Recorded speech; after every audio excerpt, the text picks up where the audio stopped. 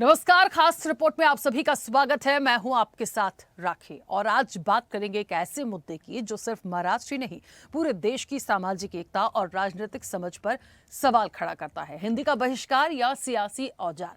क्या मराठी अस्मिता के नाम पर छेड़ी गई ये मुहिम सच में भाषाई अधिकारों की लड़ाई है या फिर चुनावी हार के बाद राजनीतिक अस्तित्व बचाने की जद्दोजहद?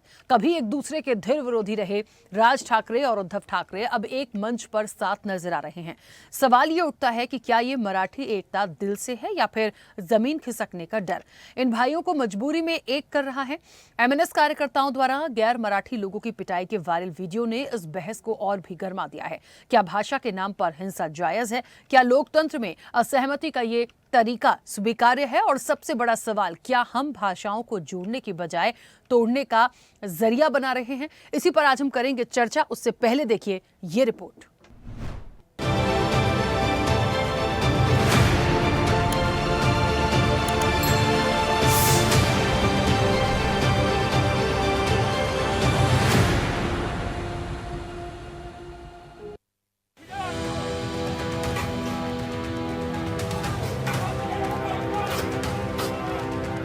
ये वीडियो बहुत कुछ कह जाते हैं। यानी महाराष्ट्र में एक बार फिर मराठी बनाम हिंदी को लेकर सियासी कुरुक्षेत्र बन रहा है। सवाल ये है, क्या ये हथियार खोई हुई राजनीतिक जमीन वापस दिलाने की कवायद है या फिर मराठी मानुष के खुशहाल जीवन की लड़ाई? इस भाषाई विवाद के बीच उद्धव ठाकरे और राज ठाकरे ने मराठी एकता को लेकर मुंबई में रैली की और एक मंच से मराठी का नारा बुलंद किया। कभी एक दूसरे को फूटी आंख नहीं सुहाने वाले राज ठाकरे और उद्धव ठाकरे ने कुछ ही दिनों पहले एक दूसरे से हाथ मिलाया है।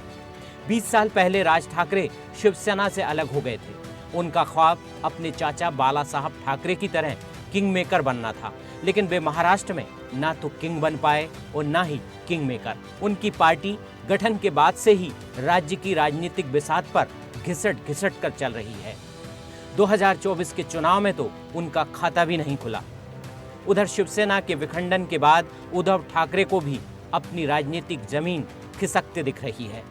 पिछले चुनाव में उनकी पार्टी 10 सीटों पर सिमट कर रह गई। इन हालातों को देखकर तो यही लगता है कि दोनों भाइयों को मजबूरी में साथ आना पड़ा। खरं तर हा प्रश्नच अनाठाई होता, काही गरजच नव्हती। हे कुठून अचानक हिंदीचं आलं मला काही कळलं नाही मला। आणि हिंदी कशासाठी? हिंदी कोणासाठी? हिंदी त्या लहान लहान मुलांवरती जबरदस्ती करताय तुम्ही। कोणाला विचारायचं नाही, शिक्षण तज्ञांना काही विचारायचं नाही, कोणाला काही विचारायचं नाही। बस आमची सत्ता आहे, आमच्याकडे बहुमत आहे, आम्ही लादणार। भाषेच्या नावाखाली गुंडगिरी सहन केली जाणार नाही। जर महाराष्ट्रामध्ये मराठी माणूस न्याय मागण्यासाठी आंदोलन करत असेल आणि त्याला जर का तुम्ही गुंड म्हणत असाल तर आम्ही गुंड आहोत। आम्ही गुंड। न्याय मागणं म्हणजे गुंडगिरी नाहीये। आणि जर का गुंडगिरी केल्याशिवाय तुमच्या दरबारी न्याय मिळत नसेल तर आम्ही गुंडगिरी करूच।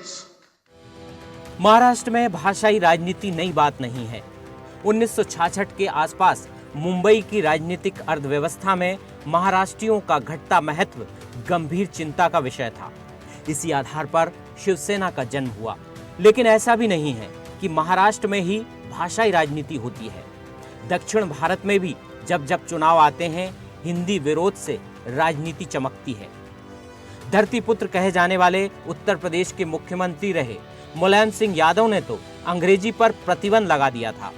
इसके पीछे उनके अपने तर्क थे। उधर बीजेपी हिंदी, हिंदू, हिंदुस्तान की बात करती है, लेकिन पिछले समय गृह मंत्री अमित शाह भी अंग्रेजी को लेकर एक विवादित बयान दे चुके हैं।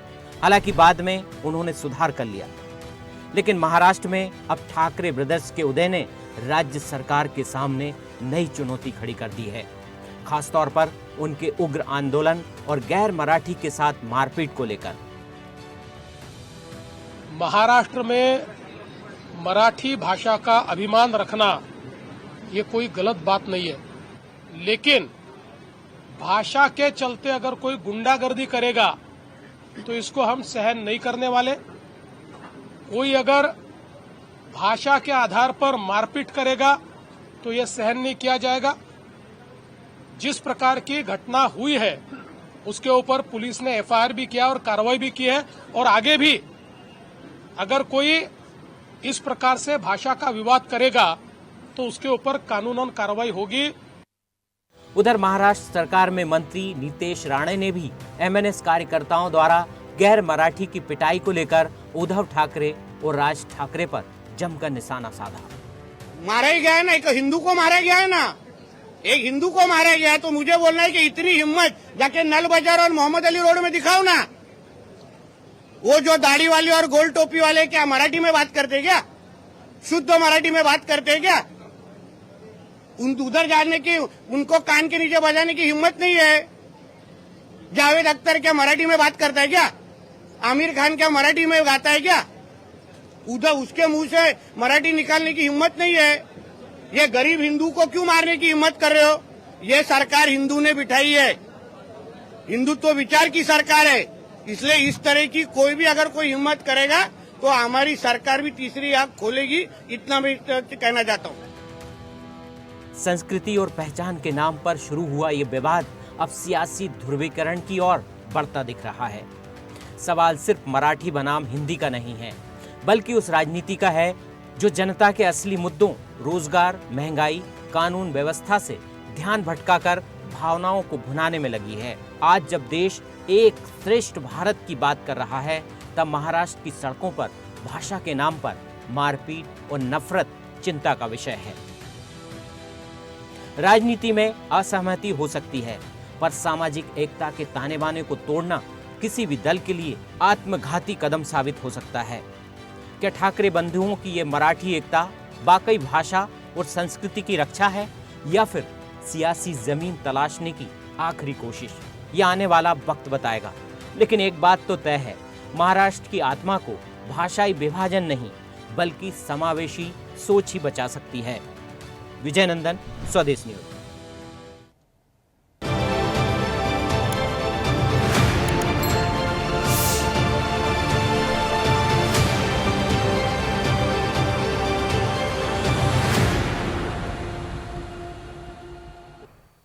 ऐसे ही वीडियोस के लिए लाइक करें, शेयर करें, फॉलो करें। YouTube पर जाकर सब्सक्राइब कर बेल आइकन दबाना ना भूलें और ताजा अपडेट्स के लिए स्वदेशलाइव.com पर जरूर जाएं।